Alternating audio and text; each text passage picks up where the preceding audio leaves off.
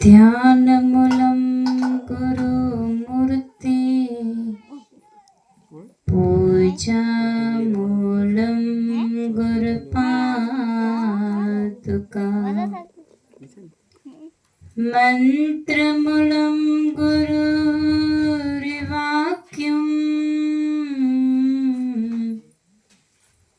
मोक्षमूलं गुरु कृपा गुरुर्ब्रह्मा गुरुर्विष्णु गुरुर्देवो महेश्वरम् गुरुदेव साक्षात् परं ब्रह्मा तस्मै श्री गुरुवे नमः तस्मै श्री गुरुवे नमः। प्रेम थी बोलो श्री सद्गुरुदेव महाराज की। कृष्ण कन्हैया श्री रामचंद्र भगवान की जय। सत्य सनातन धर्म की जय।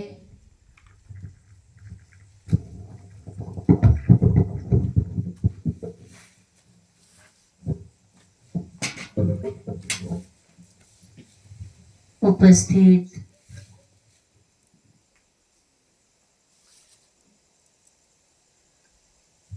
धर्म प्रेमी भाइयों, भक्तिमती प्यारी माता बहनों,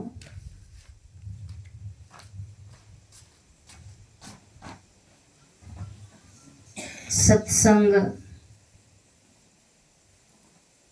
हरि कथा અને સંત સમાગમ ઈશ્વરની દયા થાય, પૂર્વના પુણ્ય ભેગા થાય ત્યારે જીવ ન મળે।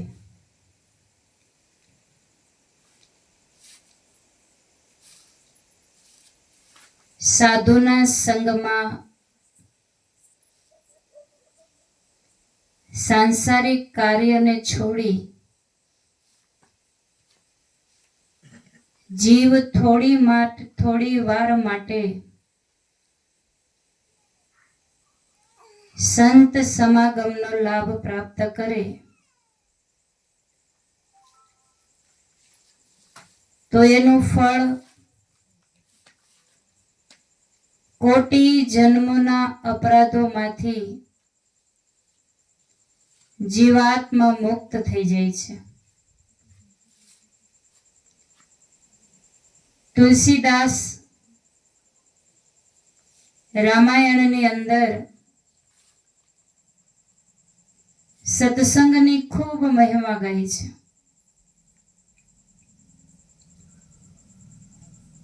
કે આ ગંગા એવી કે જીવ નાઈ લે तो ईश्वर ने प्राप्त करी ले छे। ध्रुव नाया, प्रहलाद नाया, सुखदेव मुनि नाया, मीराबाई अने सखुबाई आ सत्संगनी गंगा में नाई लीधुं अने मनुष्य देह में निर्गुण परमात्मा नो हृदय में ध्यान करी अने साकार ना दर्शन कर्या।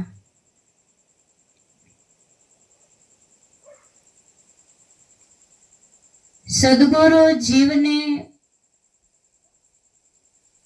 આડો અવળો રસ્તો નથી બતાવતા,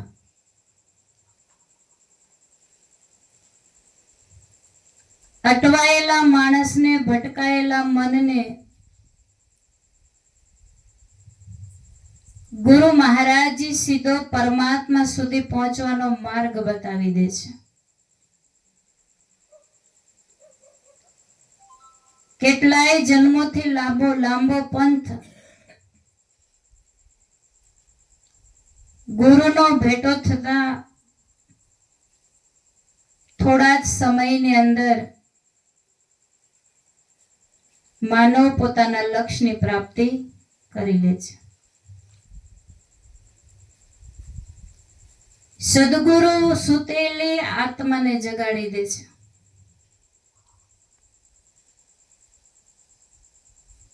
અજ્ઞાન અવસ્થાના આવરણમાં ઢકાયેલો આત્મા માયાના આવરણમાં 6 પ્રકારના સ્વાદ લેવામાં ખાટો, ખારો, તીખો, કડવો, ગળ્યો અને તુરો, આ 6 પ્રકારના રસ છે. આ 6 પ્રકારના રસને લેવામાં માણસ પોતાના ભીતર જે અમૃત રસ ટપકી રહ્યું છે એને ભૂલી ગયો છે.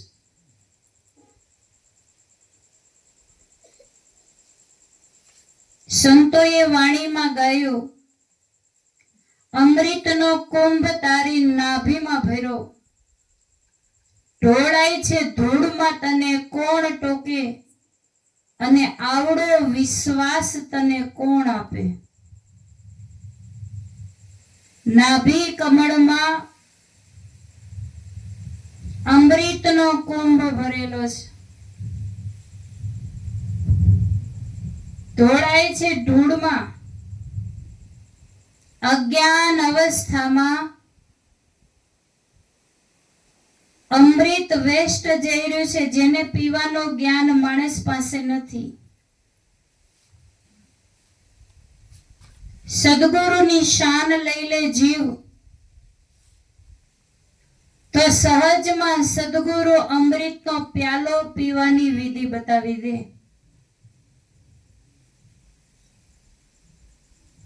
અમર પ્યાલો મારા ગુરુજીએ પાયો, જે ગુરુના શરણમાં ગયા, સમર્પણ ભાવથી સેવા કરી અને આત્મજ્ઞાનને પ્રાપ્ત કર્યું, તો પોતાના જ હૃદયની અંદર, પોતાની અંદર એ અમૃત રસનું પાન કરે છે. ગુરુ મળવાથી જીવને ભગવાન મળી જાય છે. 84 કોટમાં પુરાયેલો માનવી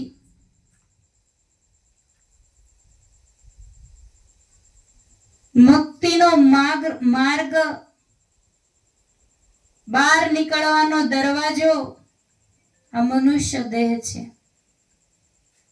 દરેક સંસારના જીવ 84 કોટમાં પુરાણા છે. બહાર નીકળવાનો મનુષ્ય દેહ રૂપી દરવાજો ભગવાને આપ્યો, અને મોહ અને અજ્ઞાનના કારણે દરેક જીવ સુરદાસ છે. આંખ હોવા છતાં દરેક જીવ સુરદાસ ગણવા. જેને ગુરુની શાન લઈ અને ત્રીજું નેત્ર ખોલાવ્યું છે એ બધા સુગરા છે. પણ આત્મ જ્ઞાન વિના જીવ આ 84 કોટમાં બંને આંખો હોવા છતાં સુરદાસની માફક ફરે છે. દરવાજો આવે અને ખંજવાળ આવે. આ માયારૂપી ખંજવાળ આવે અને દરવાજો વયો જાય. એક આંટો મારે, બીજી વાર દરવાજો આવે, માયાની ખંજવાળ આવે, દરવાજો વાહે વયો જાય, અને ત્રીજો આંટો મારે આવા એક બે કાંટા નહીં, 84 લાખ વાર આટા મારે તો માણસ થાકતો જ નથી.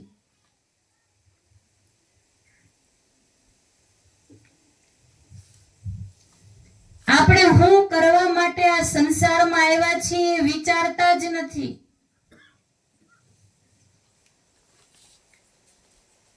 સંસારના કામ કરવા જરૂરી છે, પૈસો કમાવવો જરૂરી છે, સમાજમાં રહેવું જરૂરી છે, વ્યવહારમાં બધે ઊભું રહેવું જરૂરી છે, એમ હરિભજન કરવું પણ જરૂરી છે.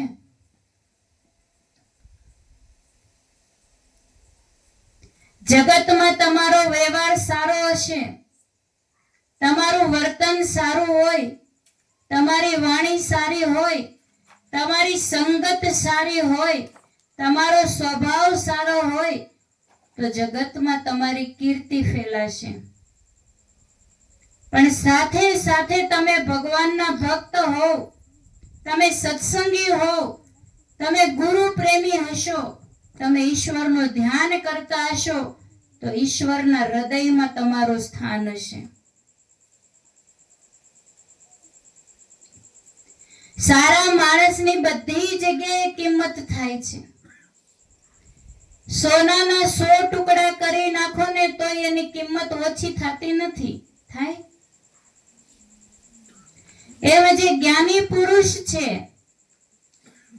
જે ગુણવાન પુરુષ છે, પોતાના જીવનની અંદર નીતિના માર્ગે ચાલે છે, ગુરુનો ઉપદેશ લીધા પછી જે નિયમિત ધ્યાન કરે છે, જે સાંસારિક કાર્યોમાંથી થોડોક સમય કાઢી અને સત્સંગ કરે છે, એ જીવાત્મા હંમેશા ઈશ્વરની દ્રષ્ટિમાં રહે છે.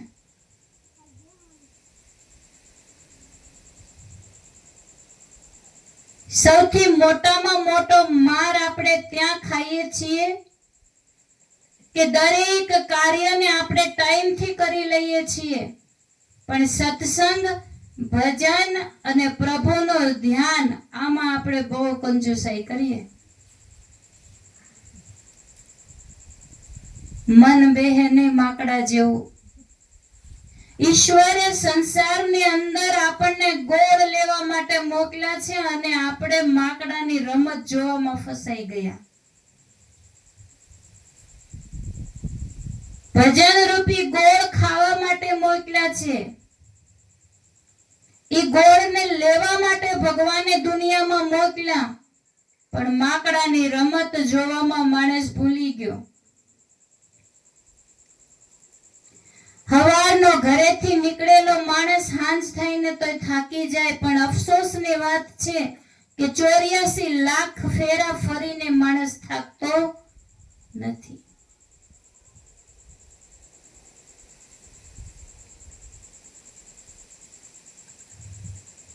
સત્સંગ, હરિકથા અને ગુરુનો સંગ પરભવને સુધારે છે.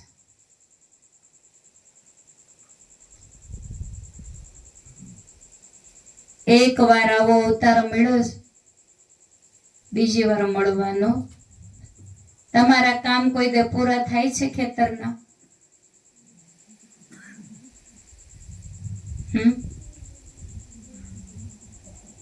તમે બધા શું કયો ખબર?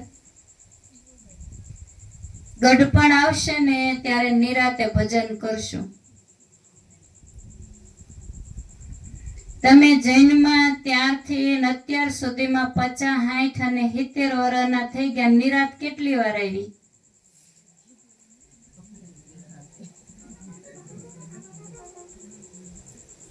આવી તો છેલ્લે આવી જાહે.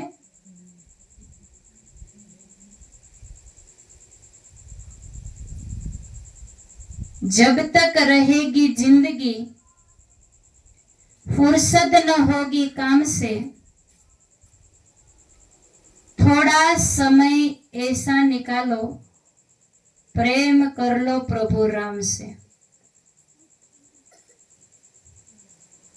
ખોળિયામાં શ્વાસ હાલે ત્યાં સુધી માણસને ટાઈમ મળવાનો નથી.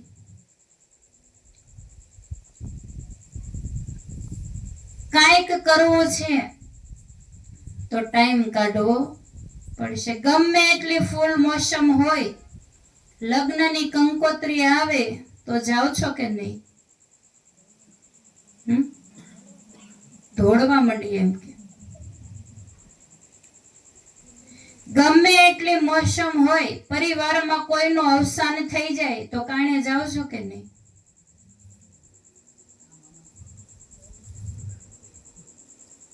દરેક કાર્ય એવા છે કે જેમાં તમને ટાઈમ નથી, તોય તમે બધું જ કામ ટાઈમથી કરો છો, પણ સવારે ઉઠીને ઈશ્વરની સાધના નથી થતી. થાય છે?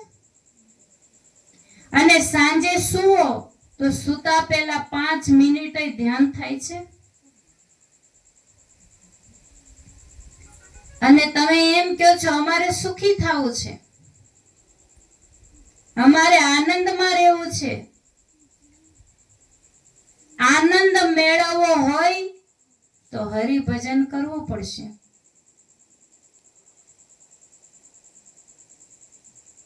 કબીરદાસજી કે છે કે માનવીનું મન માટીના કોરા વાસણ જેવું છે. માટીના કોરા વાસણમાં સૌથી પહેલા તમે જે વસ્તુ ભરો એની ગંધ કે સુગંધ આવશે. કેવી રીતે?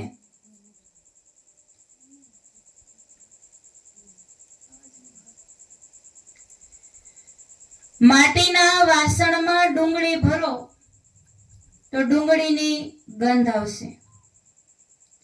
લસણ ભરશો તો આખો દિવસ લસણની ગંધ આવશે.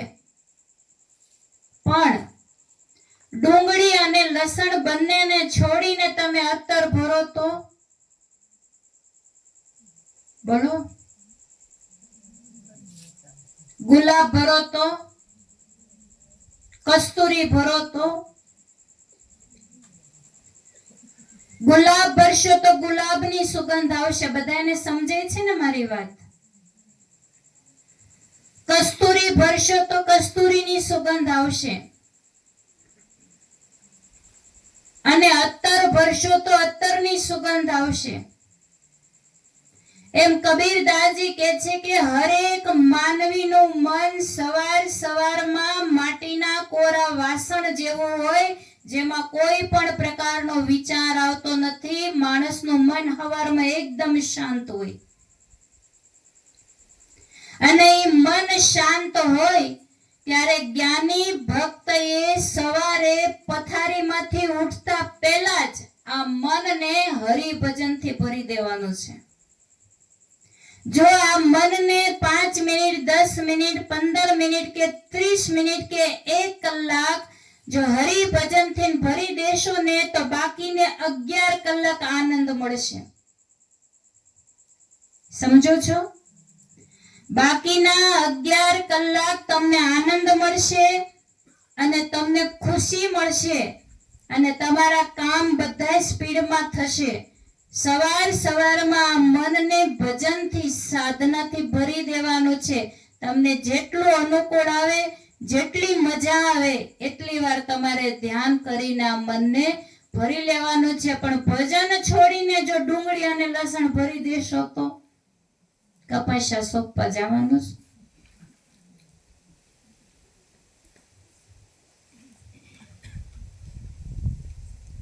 વાવણી થાય એટલે સિંગ વાવવાની જ. હવારમાં ઉઠતા હવે કામનું ચિંતન ભરી દેશો ને તો આખો દી જ હાલ્યા કરશે. 24 કલાકમાંથી થોડી વાર માટે જો ભજન સાધના માટે સમય કાઢી લીધો ને તો ટીપે ટીપે સરોવર ભરાય અને કાકરે કાકરે પાળ બંધાય. થોડું થોડું કરીને કેટલું થઈ જાય. ભાઈઓ બહેનોને ઘરમાં વસ્તુ લેવા માટે પૈસા આપે, પછી એમાં 10 રૂપિયા, 20 રૂપિયા, 50 રૂપિયા વધે ને બહેનો ક્યાં મૂકે ખબર? ચાના ડબ્બામાં હોય, ખાંડના ડબ્બામાં હોય, દાળના ડબ્બામાં મૂકી દે. 5 રૂપિયા, 10 રૂપિયા, 20 રૂપિયા, 50 રૂપિયા એમ ભેગા પૈસા ભેગા કરી નાખે. પછી ભેગા કરેલા પૈસા એવા સમયે કામ લાગે કે જ્યારે કોઈ વસ્તુ અચાનક લેવાની થાય ત્યારે એ માલ બહાર નીકળે. એમ સંતો કહે છે કે થોડા થોડા પૈસા ભેગા કરેલા જ્યારે જીવનની સૌથી જરૂરિયાત વાળી વસ્તુ લેવાની હોય ત્યારે એ કામ લાગે છે, અથવા તો એમની દીકરીઓ મળવા માટે આવે ત્યારે એને આપે છે, અથવા તો છોકરાઓને કંઈક લઈ દેવું હોય ત્યારે એ પૈસા વાપરે છે. એ પૈસાનો ઉપયોગ થાય છે. એમ થોડા થોડા સમયની ચોરી કરો, થોડું થોડું ભજન કરો, અને ઈ જ થોડી થોડી ભજનની કમાણી આગળ તમને કામ લાગશે, મને લાગશે નહીં. સવારમાં 15 મિનિટની ચોરી કરી લો ઉઠતા વેત. આ તો ઉઠ્યા નથી, માવો ચડાવ્યો નથી.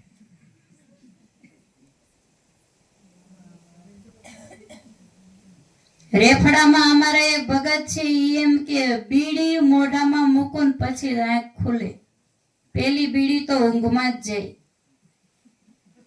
બીજી બીડીએ થોડી થોડી આંખ ખુલે, ત્રીજી બીડીએ પૂરી આંખ ખુલે, ચોથી બીડી પીવું ત્યારે પગ હાલે, પાંચમી બીડી પીવું ત્યારે તો હું બ્રશ કરી શકું. આમ બીડી ઉપર એનું જીવન હાલે. આ કેટલી ભયંકર કુટેવ છે, તમે વિચાર કરો. વ્યસન તો હનુમાનજી જેવું હોવું જોઈએ. સત્સંગમાં બધાને પેલા બેહી જાય અને હંધાઈને છેલ્લે જાય, અને રામ કથા સાંભળે નહીં ત્યાં સુધી તો એને ચેન ના આવે. એને સત્સંગનું વ્યસન હતું, રામ સેવાનું વ્યસન હતું, અને એને સુમિરણનું વ્યસન હતું. માવા ખાવ, તમારા જ પૈસા છે, તમારું જ મોઢું છે, પણ માપના ખાઈજો. એક માવો ખાઈ લો, ધીમે ધીમે આદત પાડો છોડવાની. આને નવરું જ ન રહેવા દે, ભરેલું જ હોય, ભરેલું જ હોય.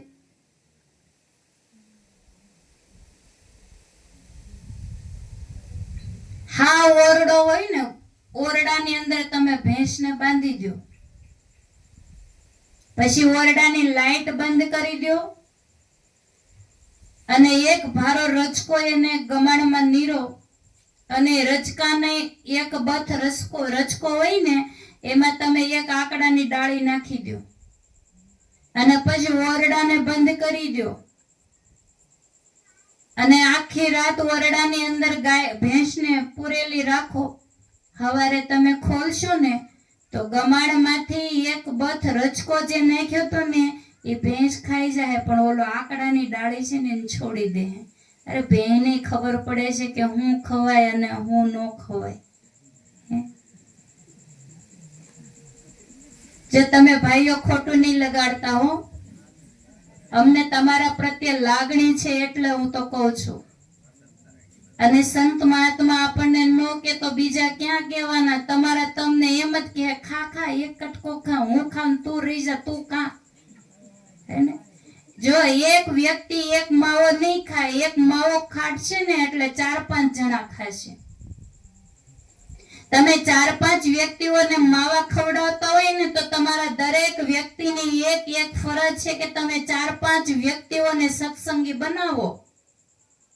તમને માવા ખાવાનો તો જ અધિકાર છે કે તમે 5 વ્યક્તિને માવો વેચો છો ને તો 5 વ્યક્તિને તમે જ્ઞાની બનાવો. એ 5 વ્યક્તિને તમે સત્સંગમાં લાવતા કરો. એ 5 વ્યક્તિને પોતાના સ્વરૂપનું જ્ઞાન જાણી શકે ને એવા ગુરુની પાસે એને લઈ જાઓ તો તમને માવા ખાવાનો અધિકાર છે, નહીં તો માવા બંધ કરી દો.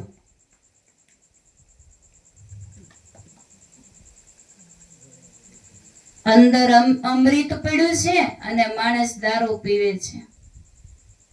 સાચો માવો અંદર પીડ્યો છે અને બહારનો માવો ખાય છે. ખાવ એનો વાંધો નહીં, પણ તમારા કર્મને એટલા મહાન બનાવી લો ને કે કોઈ તમારા માવાની નોંધ ના કરે. આ શરીર જે છે ને એ કચરા પેટીનો ડબ્બો નથી. આ તો સાધન છે. ભગવાન એકદમ સારામાં સારી, ભલે ને 20 લાખની ગાડી લાવો કે 40 લાખની 4 વ્હીલ ગાડી લાવો કે કરોડોની ગાડી લાવો, એ ગાડી આપણને ભગવાન સુધી નહીં પહોંચાડે. પણ આ દેહ રૂપી ગાડી જો તમારી હારી હશે ને તો ડાયરેક્ટ ભગવાન સુધી પહોંચાડી દેશે હરિભજન કરીને. હે ને? આ દેહ રૂપી ગાડીને સંસારના ઢહડા કરીને તોડી નથી નાખવાની, આને હાચવવાની છે. આમાં ભજન કરવાનું છે. 40 વટી જશો ને 51 માં આવશો ને એટલે બધા સ્પેર પાર્ટ ખરાબ થવા લાગશે. હે ને? કાળામાંથી ધોળા થઈ. જો કે અત્યારે હળાહળ કળિયુગ છે, કોઈને ધોળા થતા જ નથી. કોઈને ધોળા થતા જ નથી. વાળ કોઈ પોતાની સાચી ઉંમર બતાવતા જ નથી. કેટલા વરાના થયા તો કે ઈ કાંઈ અમે ભણેલા નથી, અમને કઈ ખબર નથી. ખબર નહીં કેટલા થયા હોય, અઠે ગઠે તમે જોઈ લો. કે જ નહીં. અને કદાચ કેમ તો 10-12 વર્ષ ઓછા કે. ઘરડું થાવું કોઈને ગમતું નથી. ધીરે ધીરે બધા સ્પેર પાર્ટ ખરાબ થઈ જાય. કાને સંભળાવાનું બંધ થઈ જાય, આંખે દેખાય નહીં, પગે હલાય નહીં, હાથથી કામ થાય નહીં. એક ચાલુ ને ચાલુ જ રે.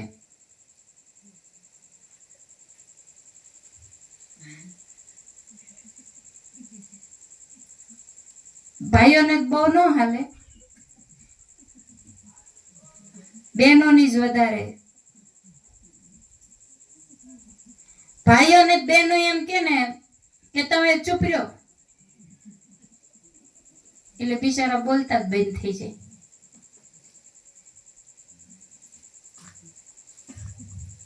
આટલો બધો દાબ હશે મને તે નથી સમજત. કે અમને ખબર ન હોય, અમે ગામડે ગામડે સત્સંગમાં જઈએ ને, ઘરે ઘરે ફરીએ. કાલે અમે એક ઘરે ગયા તો કીધું કે જમવાનું શરૂ કરી દે. ઈ કે તમે ચૂપ રહ્યો, બધું થઈ જાય. અને અહીંયા બેનો બહુ સારો રસો ભાઈઓને જ બનાવવાની. બેનો બધા અહીંયા વાડી બેઠા હતા ખેતરમાં, ભાઈઓ બધા રસોડામાં હતા. હે આ તે રોટલા બન્યા એમાં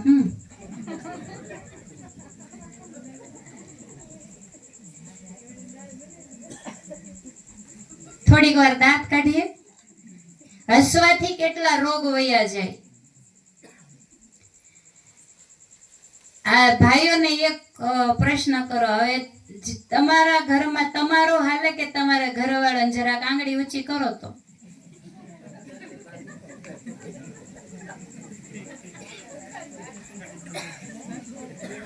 આજે જોવે વાહે કોણ ને તો વારો પાડ દે. હો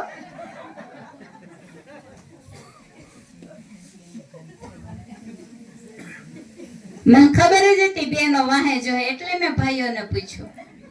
એ ચેકિંગ કરતા હતા આમાં કોઈને હાથ ઊંચો કર્યો. બીવેસ કેટલા એ પણ આમ મરદના દીકરા એ કે હાથનો ઊંચો કર્યો. કેટલા બીવે ધાક તો જો તમારા લોકોની.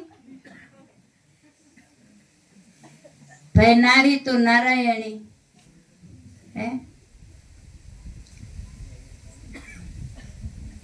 સારા સંસ્કાર વાળી નારી હોય ને તો ઘરને સ્વર્ગ બનાવી દે, મંદિર બનાવી દે.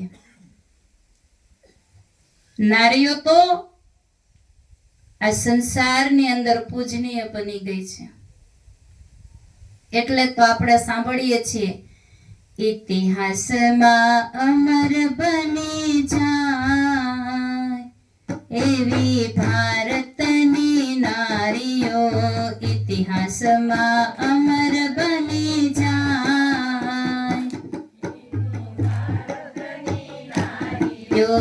આભનો ટેકો બની જાય એવી ભારતની નારીઓ. આભનો ટેકો બની જાય એવી ભારતની નારીઓ.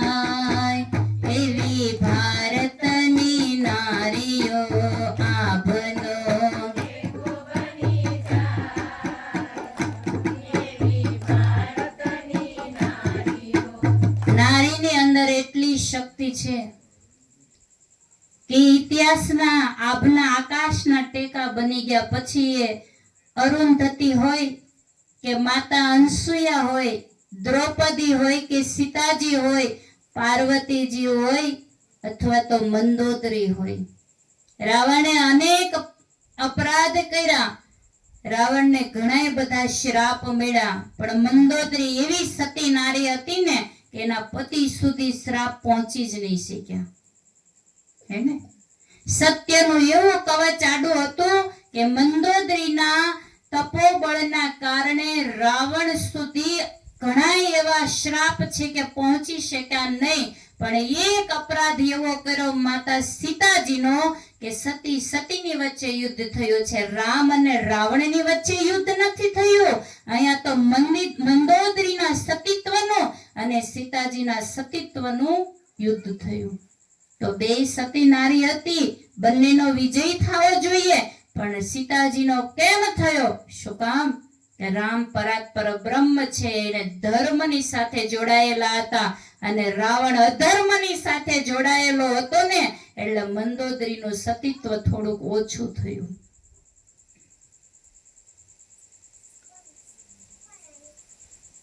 તો નારીની અંદર સંસ્કાર હોય તો ઘરને સ્વર્ગ બનાવી દે. તો ભાઈએ તો બિચારા બીકના મારે કઈ આંગળી ઊંચી કરી નહીં, બેનો તો કરો.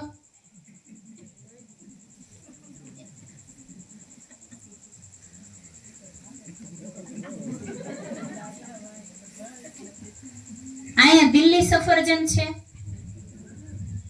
હે? તમે સાંભળ્યું છે ક્યારે દિલ્હી સફરજન?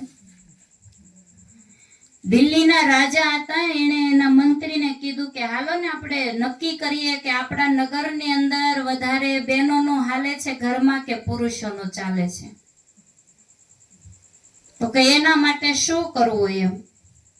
તો મંત્રીએ કીધું એમાં કઈ મોટી વાત નથી કે આપણે સફરજન રાખીએ અને ઘોડો રાખીએ, અને ભાઈઓ આવે એટલે આપણે પૂછવાનું કે તમારા ઘરમાં કોનું હાલે. જો એમ કે ને કે બેન નું હાલે તો તમારે સફરજન લઈને વહી જવાનું, જો તમારું હાલતું હોય તમારે ઘોડો લઈને જવાનું. તો એક બાજુ સફરજનની પેટી મૂકી અને એક બાજુ ઘોડો મૂક્યો. લાઈન ટુ લાઈન નગરના લોકો ભાઈઓ બધા આવતા જ ગયા. તો સફરજનના તો ટ્રક ને ટ્રક ખાલી થવા લઈ ગયા. બધાય સફરજન લઈને જતા રહે. જેના ઘરમાં બહેનોનું હાલતું હોય એને સફરજન લઈ જવાનું. તો સફરજન મીંડા જવા. પણ એક મરદનો દીકરો એવો, અને એને ઘોડો લીધો. તો રાજાએ કીધું હા આપણું એકનું તો નાક રહ્યું, કે એકનું તો હાલે છે આપણા નગરમાં. તો એ તો ઘોડો લઈને ગયો, ઘરે ગયો. એની ઘરવાળીને કે કેમ આજે ઘોડો? તો કે નગરમાં રાજાએ એલાન કર્યું હતું. તો કે શું? એ કે ઘરમાં પત્નીનું ચાલતું હોય એને સફરજન લઈ જવાનું, અને પતિનું ચાલતું હોય એને ઘોડો લઈ જવાનો. તો કે એમ?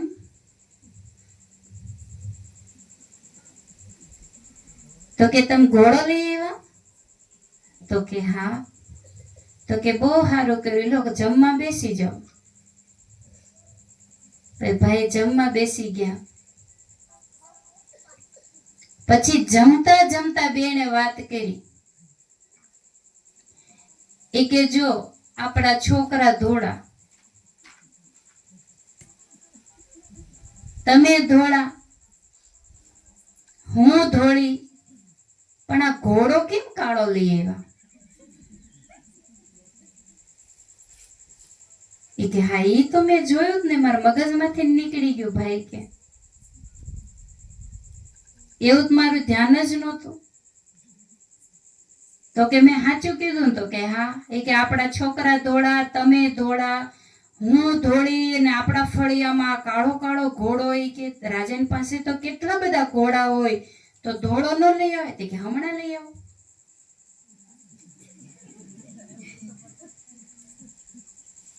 ગયો, ખાધુંય નહીં. લઈને ગયો. રાજા કે કેમ પાછો આવ્યો? તો ઈ કે રાજા ઘોડો બદલવો છે. તો કે કેમ? તો કે મારી ઘરવાળીએ મને કીધું કે તમે ધોળા, હું ધોળી, આપણા છોકરા ધોળા અને આ ઘોડો કાળો છે, તો તમે ધોળો લઈ આવો ને. રાજા કે મૂક ઘોડો, સફરજન લઈ જા.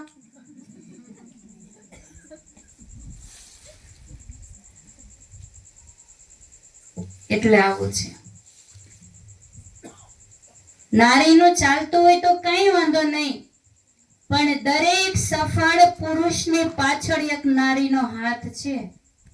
મેઘનાથે ઘણું અધર્મ કર્યો, પણ સુલોચનાએ બહુ તપ કર્યું છે, બહુ સાધના કરી છે.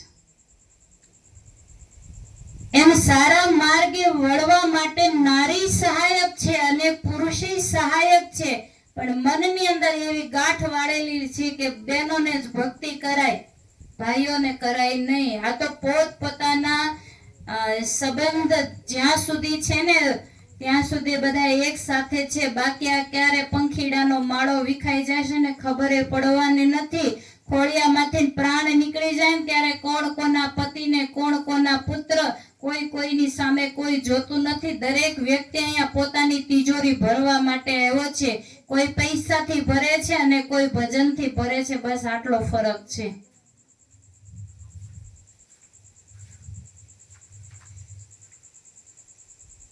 સવારે કામ કરવા માટે ભાઈઓ જાય ને ત્યારે હારે એક મોબાઈલ લઈ જાય. લઈ જાવ છો ને?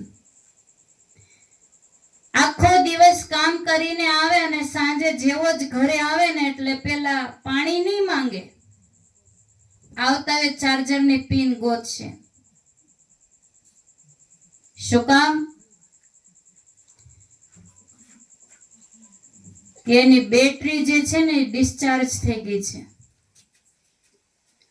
આખો દિવસ મોબાઈલ, ખાલી 5 ઇંચનો મોબાઈલ આખો દિવસ તમારી સાથે રહે છે. સાંજ થતા એને ચાર્જમાં મૂકવો પડે છે. શું કામ?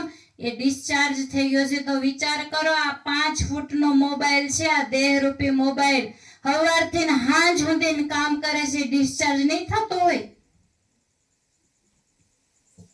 હવે આ દેહની અંદર મનરૂપી બેટરી છે અને મનરૂપી બેટરીને ચાર્જ કરવાની છે શેનાથી? ભજન કરીને. મીરાબાઈએ ભજન કર્યું, બેટરીને ચાર્જ કરી.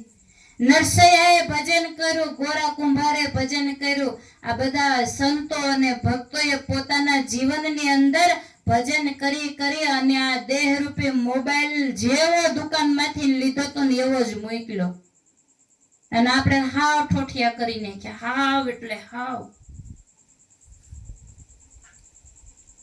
પછી કે ભગવાન હવે તું ઉપર લઈ લે થારું, પણ ન્યાય જગ્યા હોવી જોઈએ ને.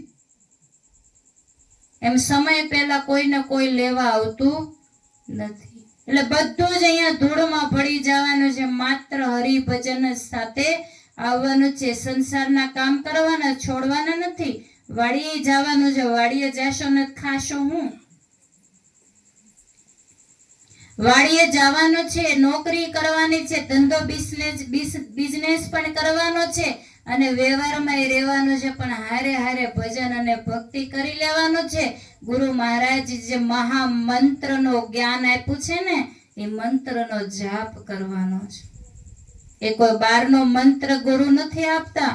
ગુરુ તો ભીતરનો મંત્ર આપે છે. અને મંત્ર એને કહેવાય જે આપણા મનને નિયંત્રણ કરી દે. આ તો હાથમાં માળા હોય ને ચારે બાજુ મંજીભાઈ તો આટા મારતા હોય. ગુરુ એવો મંત્ર આપે છે માનવી જ્યાં બેઠો છે ને ત્યાં એને સ્થિર કરી દે. બહારનો મંત્ર નથી ફેરવાનો, મંત્ર જીભ્યાથી નથી બોલવાનો. આ તો મંગો 24 કલાક મંત્રનો જાપ કરે ને એવો મહામંત્ર સદગુરુ આપે છે. એટલે તો આપણે ગાઈએ, મારા ગુરુજીએ મહામંત્ર આપ્યો, મારા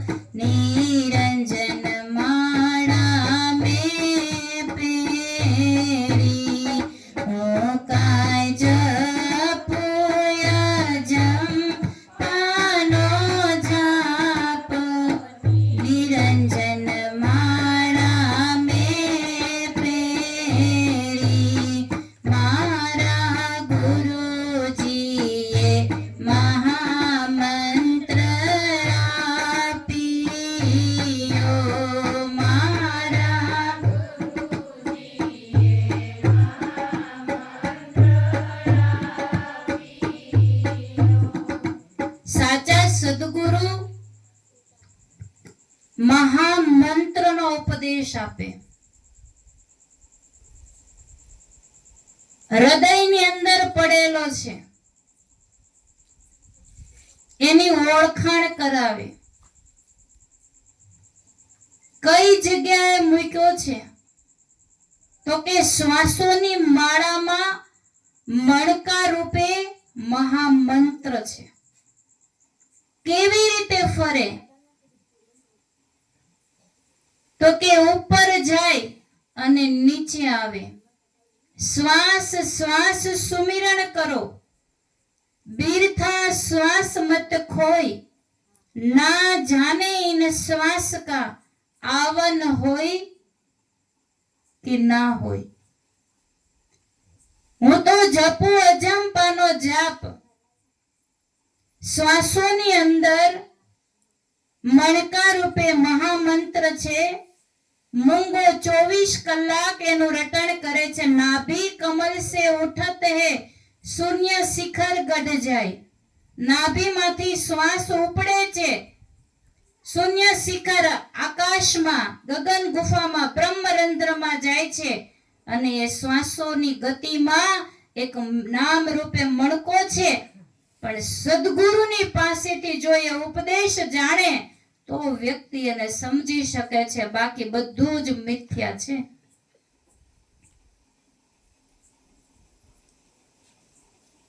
આંખ વગરનો જોઈ શકે છે, કાન વગરનો સાંભળી શકે છે, જીભ વગરનો બોલી શકે છે અને પગ વગરનો પર્વત ચડી જાય છે. આવો ભગવાનનો દેશ છે, આવો ભગવાનનું સ્વરૂપ છે અને આવું ભગવાનનું નામ છે. અને આ ખેલ ક્યાંય બીજે નથી થતો, આ ખેલ આપણા ઘટમાં જ થઈ રહ્યો છે. દેખ અંધા કોઈ આ દલમાં, આ દલ એટલે આ દેહ રૂપી દલની અંદર, હૃદયની અંદર જોવાનો. પરખ અંધા કોઈ આ દલમાં, જણણ જણણ ઝીણી ઝાલર વાગે. આની અંદર ઝાલર વાગે છે, આની અંદર એક દીવો છે, આની અંદર એક પરમાત્માનું અવ્યક્ત નામ છે અને આની અંદર અમૃતનો કુંભ ભરેલો છે. આ ચાર વસ્તુ આ દેહરૂપી મંદિરમાં વાગી રહી છે, પણ આપણને ખબર નથી. મૂલ્યવાન વસ્તુ ભગવાને આની અંદર મૂકી છે. એક ચિત્રકાર હોય ને, એ બહુ મસ્ત ચિત્ર બનાવે, પણ એ ચિત્રની અંદર એક નાનું એવું એનું નામ લખી નાખે છે. એમ પરમાત્માએ આ ચિત્ર બનાવ્યું છે, આ બંગલો બનાવ્યો છે અને આ બંગલાની અંદર શ્વાસોની અંદર એને એનું નામ મૂકી દીધું છે.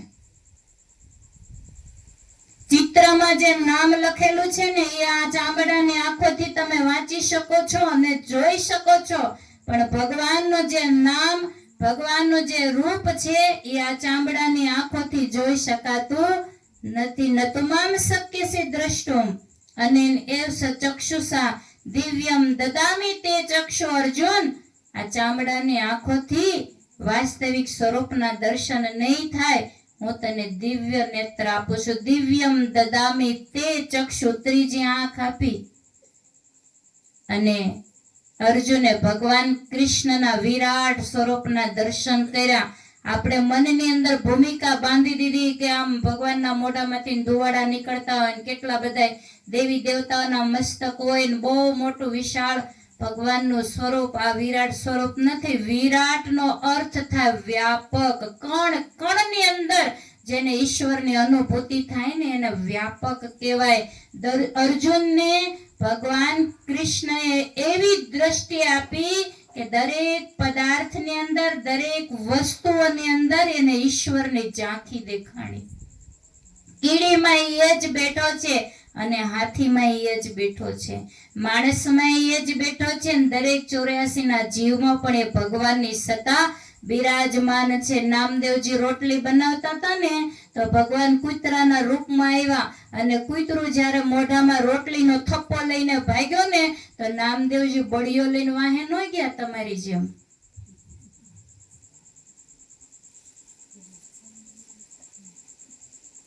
ઘીનો વાટકો લઈને ગયા. ભગવાન પરીક્ષા કરવા માટે આવ્યા કે નામો મને ઓળખે છે કે નહીં.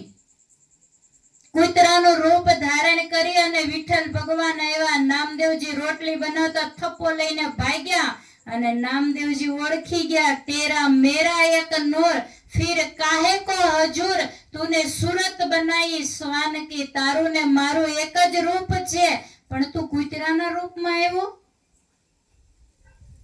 અને ઘીનો કટોરો લઈને વાહે દોડ્યા કે ભગવાન તમે આ સૂકી રોટલી ખાશો ને તો મોઢામાં છાલા પડી જશે, થોડું ઘી લગાવી લો. નામદેવજી યાત્રા કરવા માટે જાય છે અને ગધેડાના રૂપમાં ભગવાન આવ્યા અને ગધેડાને પાણી પીવડા ગંગાજળ લઈને પાછા વળતા હતા.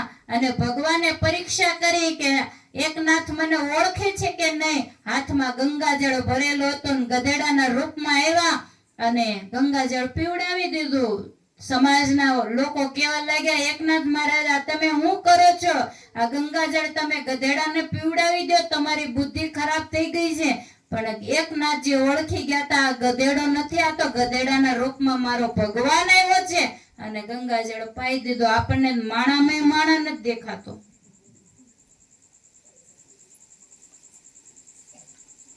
તો આવી દ્રષ્ટિ સદગુરુ આપણને આપે છે. અને આવી દ્રષ્ટિ જ્યારે ગુરુ પાસેથી કેળવી લઈએ ત્યારે સંસારના કામ કરતા કરતા, ભજન કરતા કરતા કોઈ કામ કરશો ને તો એ કામ નહીં રહે, એ ભક્તિ બની જશે. તમે ભોજન કરવા માટે બેસો ને ત્યારે પેલો કોળિયો હાથમાં લઈ અને સુમિરણ કરી અને પેલા ભગવાનને ધરશો ને તો તમે એ અન્ન નથી ખાતા, તમે તો ભગવાનના ઘરનો પ્રસાદ ખાવ છો. તમે વાડીએ કોઈ કામ કરવા માટે જાઓ ને તો વાડીનું કામ કરતા પહેલા તમે સુમિરણ કરશો અને સુમિરણ કરતા કરતા એ કામ કરશો ને તો એ કામ નહીં રહે, તમારી ભક્તિ બની જાય.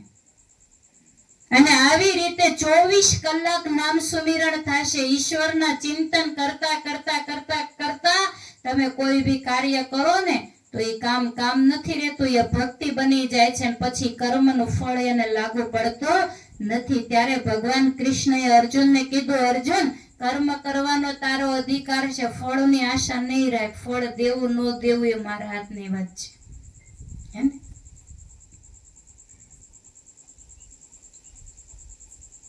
તો સત્સંગ આપણને આ શીખવાડે છે. મનોરંજન માટે નથી હોતો, મનોમંથન માટે હોય છે. હું કોણ છું એનું જ્ઞાન સદગુરુ કરાવે છે.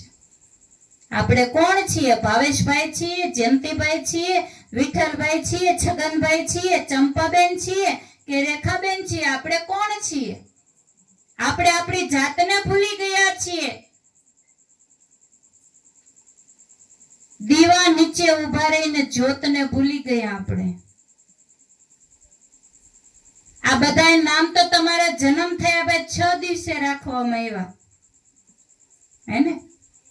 આ બધા નામ છઠ્ઠીના દિવસે જન્મ પછી 6 દિવસ પછી આ નામ પાડવામાં આવ્યો. પણ માતાના ઉદરની અંદર જ્યારે 9 મહિના સુધી હતા ત્યારે કયા નામનો જાપ કરતા હતા? ઉલટા નામ જપા જગ જાના, બાલ્મીકી ભય બ્રહ્મ સમાના. માતાના ઉદરની અંદર ઉલટા નામનો જાપ કરતા હતા. ઊંધા મસ્તકે હતા. સંસારમાં જન્મ છો, ઉલટું નામ ભૂલી ગયા, શરીરને નામ આપ્યું, પરિવારનો પરિચય કરાવ્યો, માયા વળગી અને ભગવાન ભૂલાઈ ગયા. અમારી જેવા હાવ નવરા હોય એટલે અમે એમ કહીએ સત્સંગ કરો, ભજન કરો, ભક્તિ કરો, તો કે અમે તો સંસારી જીવડા, હવે થોડો અમારે ભાવ બગાડાય તો જો બીજું હું. લગન પેલા મળ્યા હોત તો કઈક વિચારે,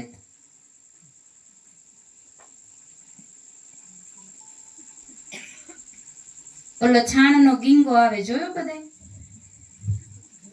કેવા ગોળા વાળે, એમ બધા ગોળા જ વાળે છે.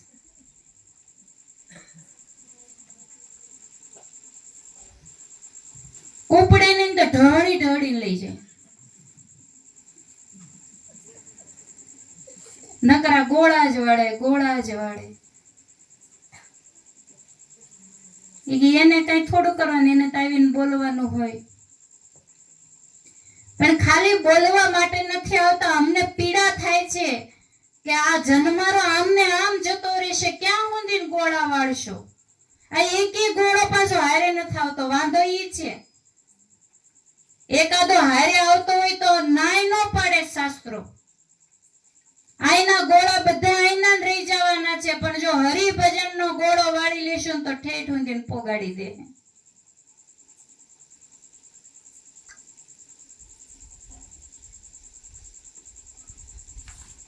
માયાના પૂછડા હરિભજન થી બહુ દૂર લઈ જાય છે.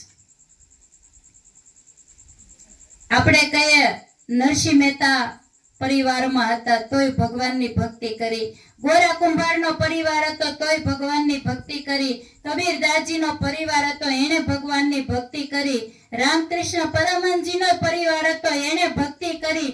અને તમે ગ્રહસ્થી છો તો તમારાથી ને ભક્તિ થાય તો ખરી જ, કોશિશ કરો તો.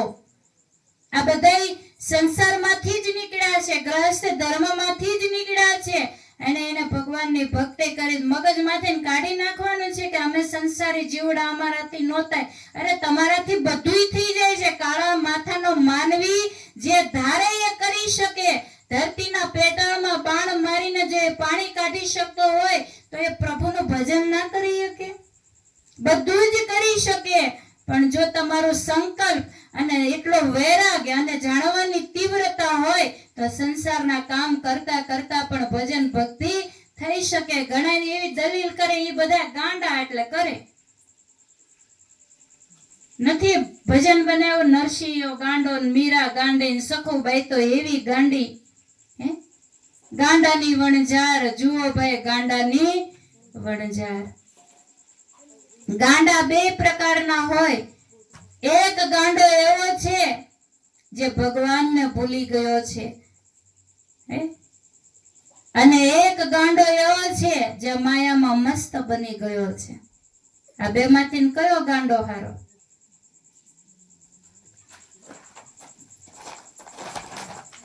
મેન્ટલ હોસ્પિટલમાં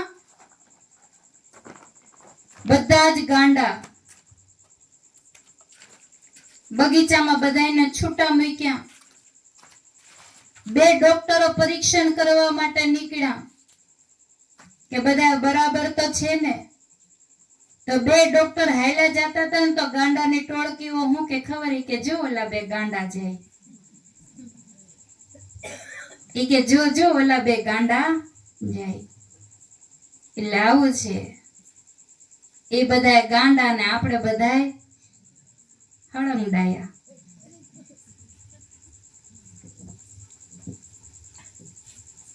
એક ગામની અંદર એક વ્યક્તિ હાથમાં ત્રાજવા લઈ એક પલડામાં ધૂળ ભરી, બીજા પલડામાં પાણા ભર્યા, શેરીએ શેરીએ અને ગલીએ ગલીએ જઈને જેમ બોલો શાકભાજી વાળો બૂમ પાડે ને, રીંગણા લઈ લો, ટામેટા લઈ લો, એમ શેરીએ શેરીએ જેનો અવાજ લગાવે. કોઈ કાજુ લઈ લો, કોઈ બદામ લઈ લો, કોઈ પિસ્તા લઈ લો, પણ કાજુ બદામ ત્રાજવામાં નહીં, એકમાં ધૂળ અને એકમાં પાણા. અને શેરીએ શેરીએ જેનો અવાજ લગાવે, કોઈ કાજુ લઈ લો, કોઈ બદામ લઈ લો, અને સંત ત્યાંથી નીકળ્યા. માણસોને પૂછ્યું કે આ માણસ કોણ છે ને આવું કેમ કરે છે? ગામના લોકોએ કીધું કે મહારાજ આ તો અમારા નગરના શેઠ છે, એનું નામ છે ખબાસા શેઠ. એ અમારા નગરનો શેઠ છે બહુ મોટો. તો કે શેઠ થઈ અને આવું કામ કરે? તો કે હા, એનો બહુ મોટો વ્યાપાર હતો કાજુ બદામ પિસ્તા અખરોટનો, પણ એનો ધંધો ભાંગી પડ્યો અને આનું મગજ છટકી ગયું અને હવે શેરીએ શેરીએ ત્રાજવા લઈ એકમાં ધૂળ ભરે છે અને એકમાં પથ્થર ભરે છે અને અવાજ લગાવે, કોઈ કાજુ લઈ લો, કોઈ બદામ લઈ લો, કોઈ પિસ્તા લઈ લો. ત્યારે એ સંતે ગામના લોકોને કીધું કે ભાઈ વિચાર કરજો, ખબાશા શેઠમાંથી ખભો ગાંડા થતા વાર લાગશે નહીં. નગરના લોકો કે છે કે આ ખબાશા શેઠ હતા, પણ જ્યારથી એ ધૂળ અને કાજુ બદામ, ધૂળ અને પથ્થર ભરે અને કાજુ બદામ લઈ લો, કાજુ બદામ લઈ લો એમ કે નગરના બધા જ લોકો એમ કે ખભો ગાંડો એવો, ખભો ગાંડો એવો.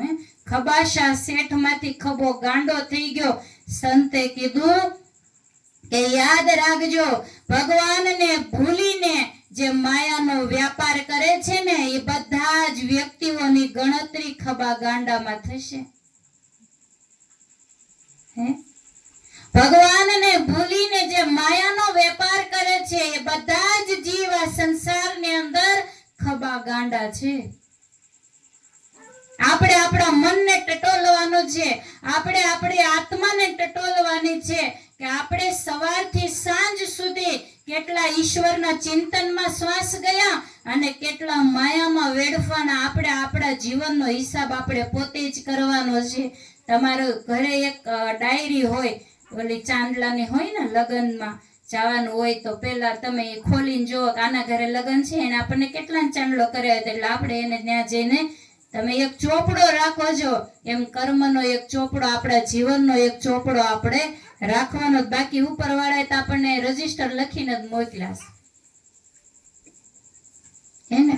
એને તો આપણો દાખલો તો એમની પાસે છે જ. તે આપણે 50 વર્ષ, 60 વર્ષ, 70 વર્ષ સુધી જે પણ કઈ કર્યું છે એ બધું એના નોંધ થાય જ છે. રામ જરૂખે બેઠ કે સબકા મુજરા લેત, जैसी जिसकी चाकरी वैसा उनको देत. ઈ તો રામ જરૂખે બેઠા બેઠા બધાયના મુજરા જોવે છે.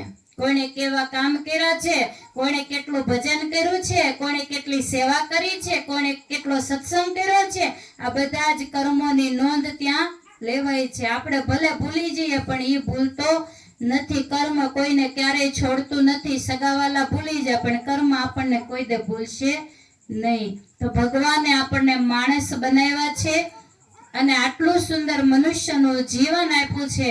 તો એવા ગુરુની પાસેથી જ્ઞાન જાણી ભજન ભક્તિ કરીએ, સંસારના કામ કરો, પરિવારની સાથે રહ્યો, હરો ફરો, મોજ શોખ બધું જ કરો. ભક્તિ કરવા માટે કોઈ વસ્તુ છોડવાની ના નથી, પણ શરત એટલી છે કે સંસારના કામ કરતા કરતા હરિનું ભજન કરવું જ પડશે. કારણ કે કામ અહીંયા કામ લાગશે ને ભજન ઉપર કામ લાગશે. તો સમય પણ થઈ ગયો, વધારે વિશેષ નહીં કહેતા. આપ લોકોએ જે શાંતિથી સત્સંગ સાંભળ્યો એ માટે ખૂબ ખૂબ ધન્યવાદ. અને આવી રીતે ફરી કોઈને સત્સંગ રખાવવાની ઈચ્છા હોય, એવું નહીં કે આ વાડીમાં જે 2-3 ભાઈઓ છે, રખા ગામના અહીંયા જેટલા બીજા ભાઈઓ આવ્યા છે, કોઈને પણ ઈચ્છા થાય કે અમારે સત્સંગ રખાવો, તમે 2 ધડક ફોન કરી શકો છો. સામનો સામાન બધો અમે સાથે જ લઈને આવીએ છીએ. તમારે આ પ્રસાદની વ્યવસ્થા કરવી પડે અને ઘરે ઘરે જઈને કહેવું પડે કે સત્સંગ રાખવાનો છે. અને કીધું છે કે આંગણે એક રાજા, એક અતિથિ અને એક સંત આવે તો કોઈ દિવસ ખાલી હાથે મોકલાય નહીં. તમારો ભાવ હોય તો તમે દક્ષિણા આપજો, અને ન આપો તો અમે તમને કહેશું નહીં કે તમે અમને દક્ષિણા કેમ ન આપી. પણ સત્સંગ એ મહાયજ્ઞ છે અને જે વ્યક્તિ રખાવે છે ને અનેક ગણા પુણ્યની પ્રાપ્તિ થતી હોય છે. અને એ સત્સંગમાં 100 વ્યક્તિ આવ્યા હોય અને એમાંથી એક વ્યક્તિ જ્ઞાનને જાણશે ને તો જેને સત્સંગ રખાયો છે ને એના ખાતામાં પુણ્ય લખાઈ જશે. એટલે હંમેશા જીવાત્માએ સત્સંગ કરવો જોઈએ, હરિભજન કરવું જોઈએ અને માનવ જીવનને સાર્થક કરી લેવું જોઈએ. તો હવે એક નાની સરખી આરતી કરીશું. આરતી પ્રસાદ લઈને સૌ પોતપોતાના ઘરે જઈ શકો. પ્રેમથી બોલીએ શ્રી સદગુરુદેવ મહારાજ કી જય. અને આજે જેવી રીતે અહીંયા સત્સંગ થયો, કાલનો સત્સંગ કાકીડીમાં છે, હનુમાનજી મંદિરની બાજુમાં કે ગામમાં જતા તે કાકીડીમાં કાલનો સત્સંગ છે. સમય છે આજ તે 9 થી 11. તો ત્યાં પણ બધા જ ભાઈઓ અને બહેનોને વહેલા સમયસર પહોંચી અને સત્સંગથી અવશ્ય લાભ લેશો. પ્રેમથી બોલો સદગુરુદેવ મહારાજ કી.